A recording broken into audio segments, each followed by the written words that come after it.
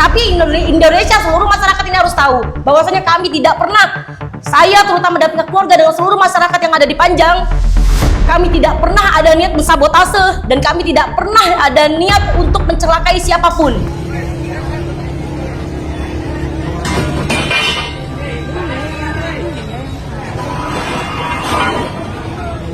Hari ini saya kedatangan Ibu siapa? Reni Antika. Ibu Reni yang sempat viral kemarin. Pemberitaannya itu kayaknya udah berita nasional nih.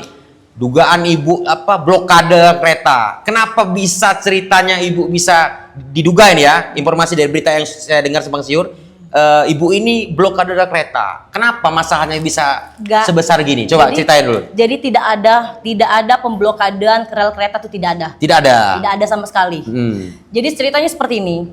Saya di situ dengan adik-adik itu rencana pengen merayakan Idul Fitri, tetapi adik saya nyusul, saya duluan. Ini kronologis awal ya? Kronologis awal ya. Jadi awal jadi adik saya itu datang, ya kan, menggunakan mobil Mitsubishi Expander Ultima, ya kan, di jalan Jalan Soekarno Hatta tembusan ke Jalan Yosudarso. Pada saat melintasi jalan tersebut, gitu kan, yang pertama tuh tidak ada penerangan. Yang kedua tidak ada. Di akses jalan tersebut menuju jalan kereta itu memang nggak ada penerangan dan nggak ada rambu-rambu lintas atau peringatan nggak ada. Tidak ada.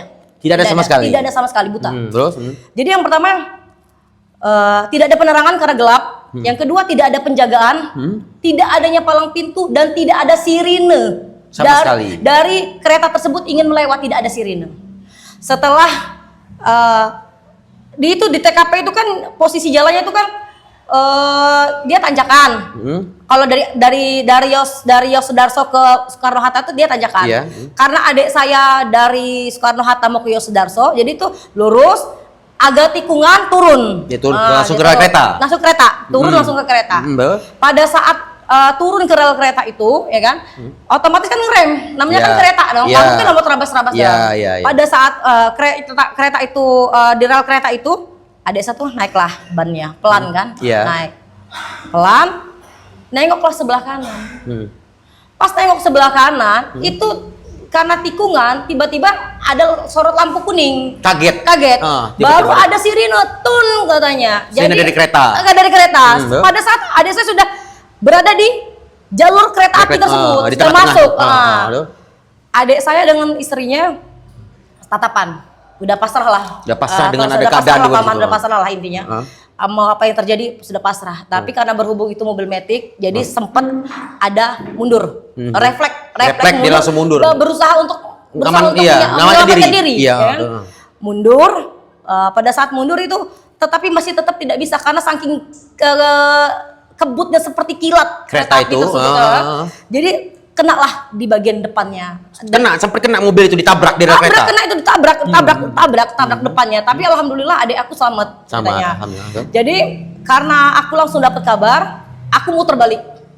Karena ngeliat adik kita ditabrak rel kereta, muter ada apa-apa kan ya. Muter balik. Pada saat saya sampai ke lokasi, kereta itu baru selesai berjalan, baru selesai habis Babaranjang itu.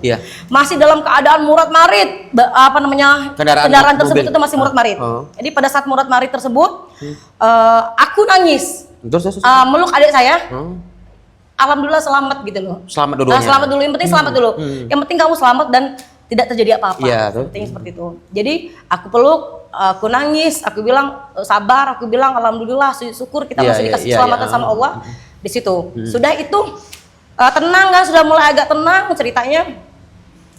Pihak KAI sama pihak dari kepolisian datang meminta apa sih namanya KTP, SIM, semua identitas kita ya, SIM segala macam, surat identitas kita intinya. Jadi di situ aku tanyakan sama pihak KAI, kebetulan itu polisi KAI di khusus KAI kalau nggak salah itu.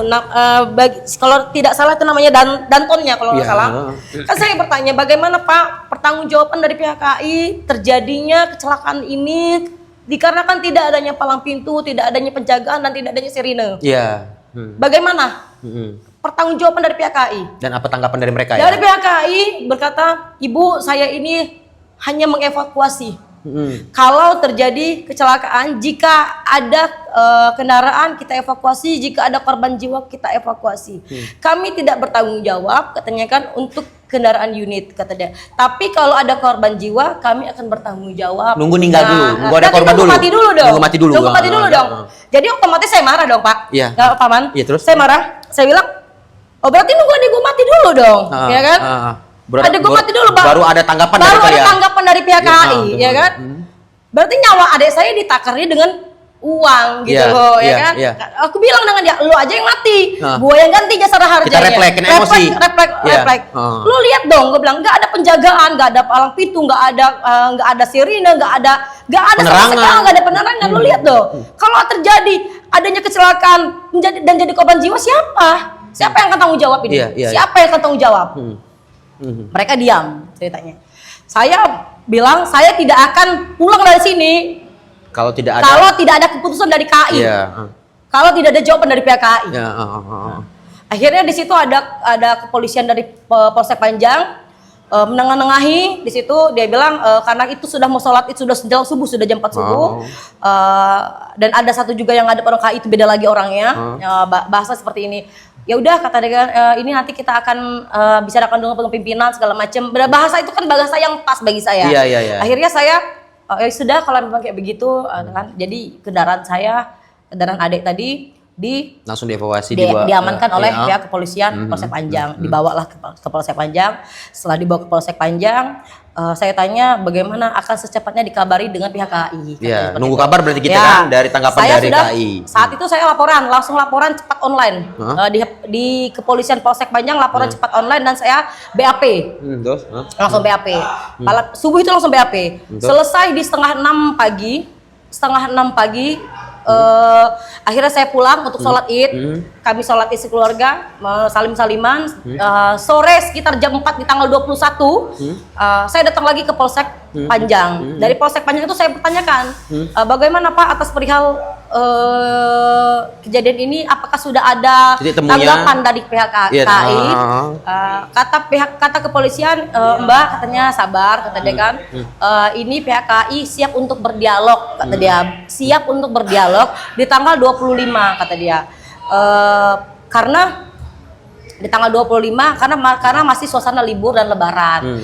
Sebenarnya Pak, mereka itu kan pelayanan. Iya. Pelayanan itu tidak boleh. Libur sepenuhnya tidak boleh. Iya, benar.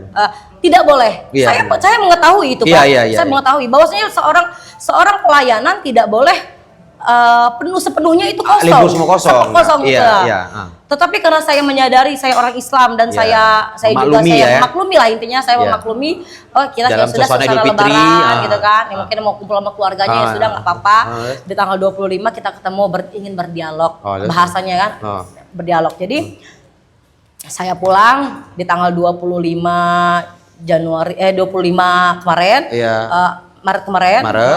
Saya datang sekitar jam 9 pagi di Polsek Panjang. Saya tanya, Bapak bagaimana pertemuan kita di dengan pihak KAI?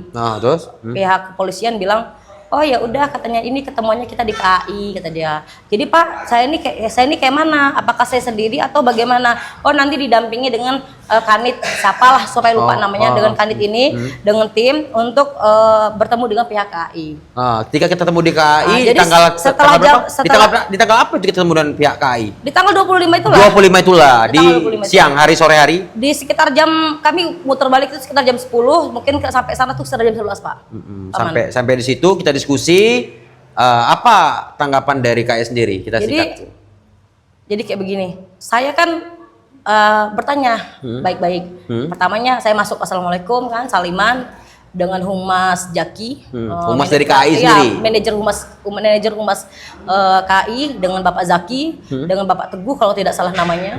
Saya dengan adik ipar saya perempuan dengan Rodia, juga dengan pihak kepolisian 2 orang. Saya perempuan semua berdua, bertemu dengan manajer humasnya tadi dengan Bapak Zaki. Saya perkenalkan diri, Pak, saya Raya Antika, bagaimana Pak atas kejadian ini tanpa adanya perlintasan, palang pintu. Kita buka cerita ya, awal dulu. Saya ceritakan Oh. tanpa adanya penjagaan, bagaimana Pak di situ di mana tempat tersebut adalah tempat jalan utama masyarakat lalu lalang lewat, di mana di situ banyak anak sekolah SMP, SD, SMA. Karena anak saya juga sekolah di sana, Pak. Iya. Sekolah di SMA tersebut. Karena melintasinya juga melintasi rel kereta tersebut.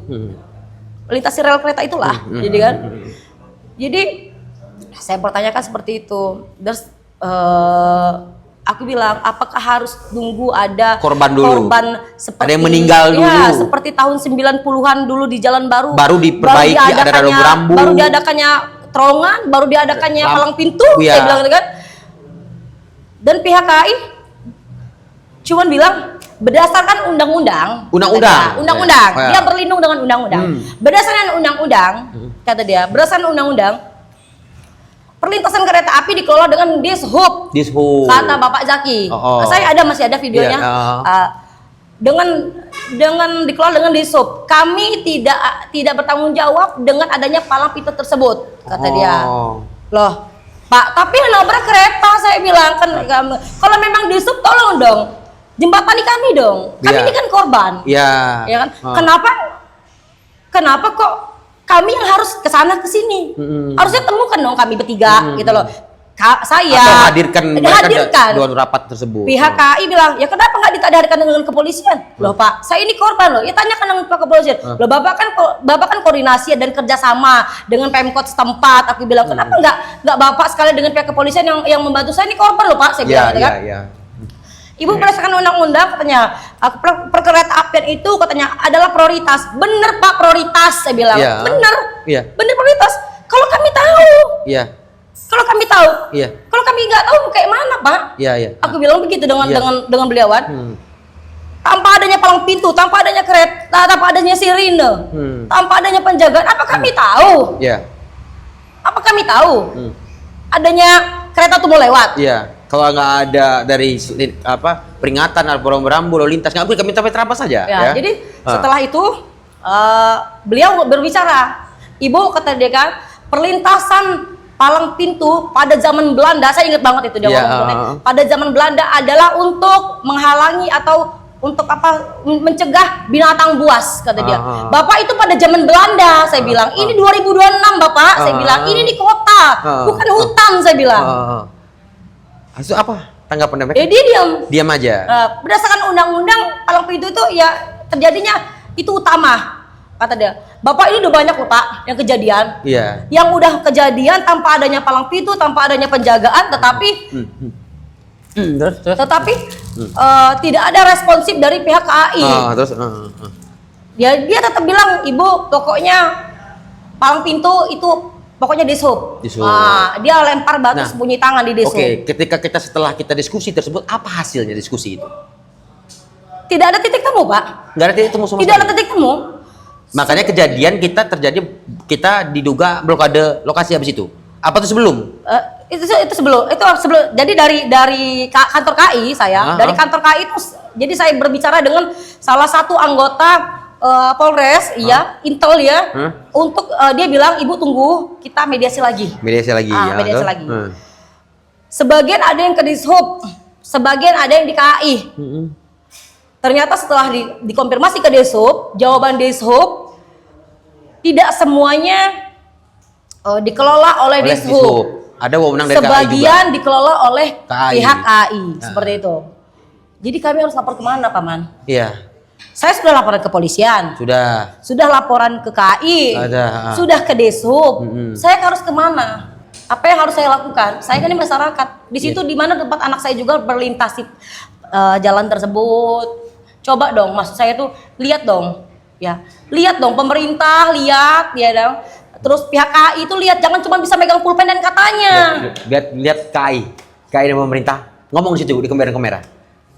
Seharusnya pemerintah kota, seluruh pemerintahan, pejabat, lihat dong Pak, pihak KAI terutama, lihat dong ke lapangan. Jangan cuma katanya dan cuma megang pulpen.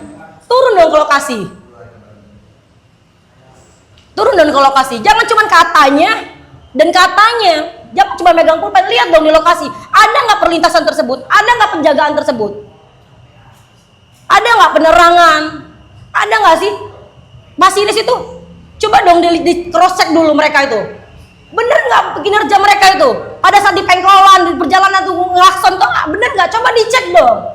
Jangan mengintimidasi kami sebagai masyarakat. Tapi Indonesia, seluruh masyarakat ini harus tahu bahwasanya kami tidak pernah, saya terutama dari pihak keluarga dan seluruh masyarakat yang ada di Panjang, kami tidak pernah ada niat mensabotase dan kami tidak pernah ada niat untuk mencelakai siapapun. Kami hanya ingin memperjuangkan hak-hak kami untuk menjadi untuk keadilan bagi kami, di mana perlintasan itu sangat membahayakan. Kami pengen diadakannya palang pintu, pasang palang pintu dan diadakannya penjagaan. Karena kita korban. Karena kami korban dan saya masyarakat situ, anak saya sekolah di situ. Jangan sampai terjadi terulang kembali seperti itu. Jangan sampai terjadi hal-hal yang tidak baik seperti yang kami alami saat ini. Di kemudian hari korban-korban lagi, karena sebelum saya ini sudah banyak korbannya. Sebelumnya banyak korban banyak juga. Pak, banyak paman, banyak banget. Boleh ditanya sama orang-orang di sana, boleh lingkungan ditanya. itu ya. Jadi memang nggak ada sama sekali dari pihak KAI itu tanggapan yang memang kita anggap memang simpati dari. Nggak ada. Tanggapannya kita anggap pembelaan ya.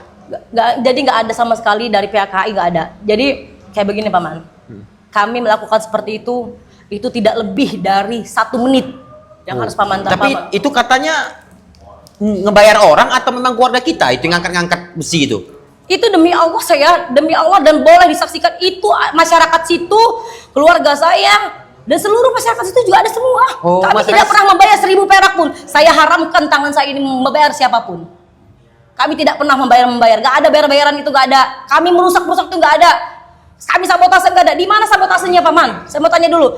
Kami pada saat mengangkat itu tidak ada kereta api. Tidak mengganggu. Tidak mengganggu, tidak, buktinya masih jalan. Iya. Tidak ada kereta api. Yang pertama. Yang kedua tuh hanya dilakukan 1 menit sebagai atensi, sebagai bentuk kekecewaan kami, supaya pihak KAI, pemerintah kota peduli dengan kami. Kami lihat, maksudnya itu loh. Jangan cuman katanya. Setelah saya diam, saya pikir pihak KAI akan memberikan jawaban yang bertanggung jawab lah. Iya. Bertanggung jawab dalam hal misalnya dipasangkannya palang pintu, diadakan penjagaan. Syukur-syukur kalau dia memberikan kompensasi untuk memperbaiki kendaraan kami. Tapi kalau memang pihak KAI tidak ingin memperbaiki kendaraan kami ikhlas. Kami akan pelan-pelan memperbaiki kendaraan kami. Dengan catatan harus adanya palang pintu dan penjagaan. Mudah-mudahan ini kejadian untuk yang terakhir kalinya di lokasi tersebut dan menjadi amal jariah kami diadakannya palang pintu itu karena adanya aksi kami. Kira-kira apa yang mau Ibu sampaikan lagi? Yang jelas saya menyampaikan kepada pihak KAI, mudah-mudahan tidak menggiring opini yang tidak baik kepada keluarga saya, terutama adik-adik saya dan seluruh masyarakat di setempat. Saya berharap pihak KAI bisa bertanggung jawab, diadakannya palang pintu, penjagaan, ya kan, dan meraturi dan bisa sesuai dengan peraturan, fasilitas memadai. Agar semuanya kondusif. Dan tujuan ini juga bukan untuk mengambil keuntungan pribadi ya. Enggak. Tapi nama ini tujuan ini memang bentuk aksi kita mencegah hal-hal tidak ingin ke depannya. Enggak. Gitu aja ya. Enggak ada niat kayak begitu. Enggak ada sama sekali. Oke, kalau gitu ya. Jadi ini keinginan dari Ibu siapa? Bu Reni Atika kepada pihak pemerintah pusat, pemerintah Provinsi Lampung maupun KAI. Semoga permasalahan ini cepat selesai dan tidak ada korban-korban selanjutnya dan harapannya bisa selesai dengan baik. Jadi kita tunggu statement berikutnya. Wassalamualaikum warahmatullahi wabarakatuh.